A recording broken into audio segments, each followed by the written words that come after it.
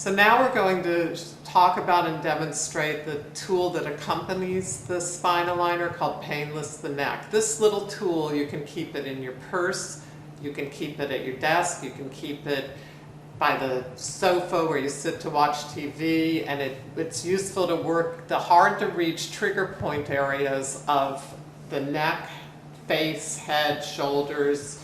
And we're going to start it by showing if you're using it lying down during your spine aligner routine. And in order to use it this way, you keep it in the hand on the same side of the neck that you're working on, and you just put it into the muscles around the occipital ridge and the muscles all around the vertebrae in your neck.